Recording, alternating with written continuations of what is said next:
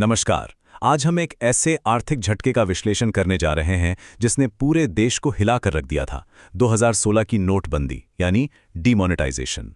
आज की इस चर्चा में हम इंडियन नेशनल कांग्रेस द्वारा तैयार किए गए एक बेहद आलोचनात्मक दस्तावेज को निष्पक्ष रूप से समझेंगे। हम किसी पक्ष को समर्थन नहीं दे रहे हैं, बल्कि सिर्फ इस रिपोर्ट में दिए गए आंकड़ों, तर्कों और उस दृष्टिकोण की गहराई में जा रहे हैं ताकि हम इस पॉलिसी के असर का ठीक से आकलन कर सकें। इस घटना के पैमाने को समझने के लिए बस इस एक आंकड़े पर गौर कीजिए। सोचिए जरा, रातों रात देश की 86% नकदी अचानक रद्द कर दी गई। सिर्फ 14% पैसा ही वैध बचा था।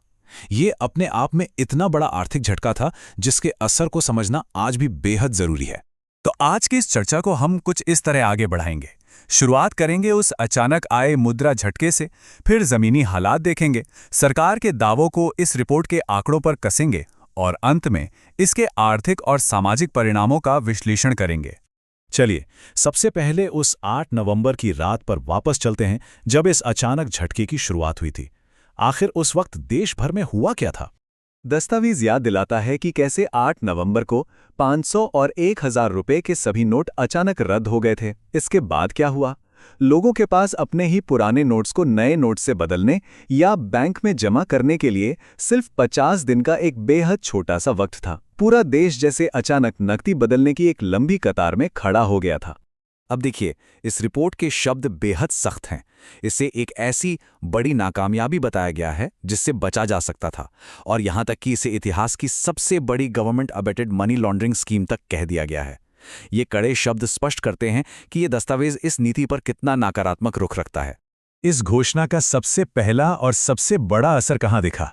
सड़कों पर, खासतौर पर हमारे असंगठित क्षेत्र में जहां जिंदगी नियमित नकदी पर ही चलती है। रिपोर्ट का मानना है कि नकदी के रुकते ही इनफॉर्मल इकोनॉमी पूरी तरह से जैसे लकवाग्रस्त हो गई। गरीब और निम्न मध्यम वर्ग पर इसकी सबसे गहरी मार पड़ी, क्योंकि अचानक आए इस संकट से निपटने की क्षमता उनमें नहीं थी। उधर बैंक्स, जिन पर यह सारा बोझ आया, वो इस बदलाव के लिए बिल्कुल तैयार नहीं थे। कृषि और मछली पालन जैसे क्षेत्र जो पूरी तरह कैश पर चलते हैं, वो लगभग ठप पड़ गए, और लाखों लोगों को अपने काम पर जाने के बजाय घंटों तक बैंकों की लाइनों में खड़ा होना पड़ा। अब सवाल उठता है कि इन सब परेशानियों के पीछे सरकार के लक्ष्य क्या थे। आइए इस रिपोर्ट के जरिए सरकार के दावों और जमीनी हकीकत के बीच का अंतर समझते हैं। यहां दस्तावेज एक बहुत ही बुनियादी आर्थिक पॉइंट उठाता है। ये कहता है कि ब्लैक मनी यानी नियमित नकद लेन देन और ब्लैक वेल्थ यानी प्रॉपर्टी या सोने जैसी संपत्ति, इन दोनों में जमीन आसमान का फर्क है। अवैध धन आमतौर पर नकदी में नहीं बल्कि गोल्ड, रियल एस्टेट या डॉलर्स में जमा होता है। इसलिए रिपोर्ट ये तर्क देती है कि सिर्फ करेंसी नोट्स रद्द कर देने से असल समस्या पर चोट नहीं होती, क्योंकि निशाना ही गलत था। एक बड़ा दावा ये भी था कि इससे आतंकवाद की कमर टूट जाएगी, पर दस्तावेज एक अलग ही तस्वीर पेश करता है।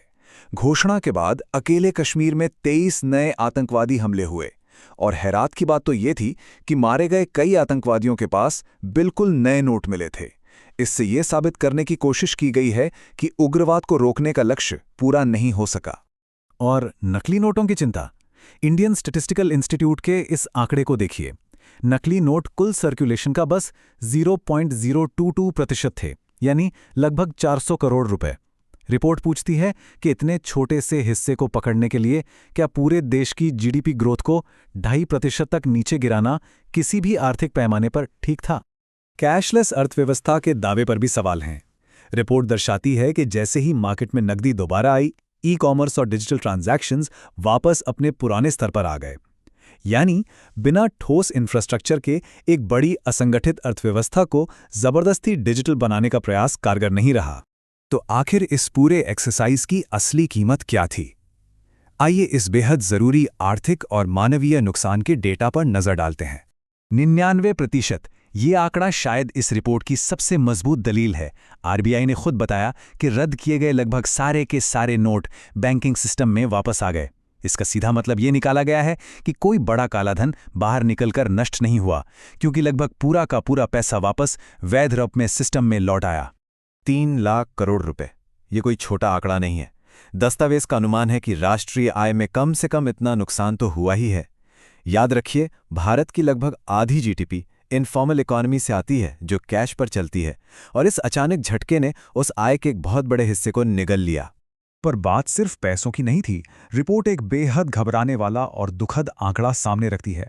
कम से कम 115 लोगों की जान इस अराजकता के चलते चली गई, जिनमें से ज्यादातर बेहद आम और गरीब परिवारों से थे। और रिपोर्ट इस बात पर दुख जताती है कि इन्हें कोई मुआवजा तक नहीं दिया गया। इन सब बातों को ध्यान में रखते हुए अब आते हैं इस विश्लेषण के आखिरी हिस्से पर। यहां हम निगरानी से जुड़े कुछ खतरों और इस पूरे फैसले के फाइनल बैलेंस शीट को समझेंगे। दस्तावेज एक और बड़े, शायद थोड़े अनदेखे खतरे की तरफ इशारा करता है, और वो है स्टेट सर्विलेंस, यानी जबरदस्ती डिजिटल पेमेंट्स थोपने से सरकार के पास आम नागरिकों के निजी डेटा को ट्रैक करने की शक्ति आ जाती है। रिपोर्ट चेतावनी देती है कि ये प्राइवेसी का हनन है और सरकार और नागरिकों के बीच के बुनियादी भरोसे को तोड़ता है। तो फाइनल हिसाब किताब क्या कहता है? सरकार को उम्मीद थी कि लगभग 4 लाख करोड़ का काला धन वापस नहीं आएगा, जो देश का फायदा होगा। पर हकीकत में जो पैसा वापस नहीं आया वो सिर्फ 16,000 करोड़ था, और उसके उलट सिर्फ नए नोट छपने का ही खर्च 21,000 करोड़ रुपए बैठा। यानी मुनाफा तो छोड़िए, नए नोट छापने में ही उससे ज्यादा पैसा लग गया। और इस तरह ये रिपोर्ट आखिर में हमें एक बहुत ही गहरे सवाल के साथ छोड़ती है।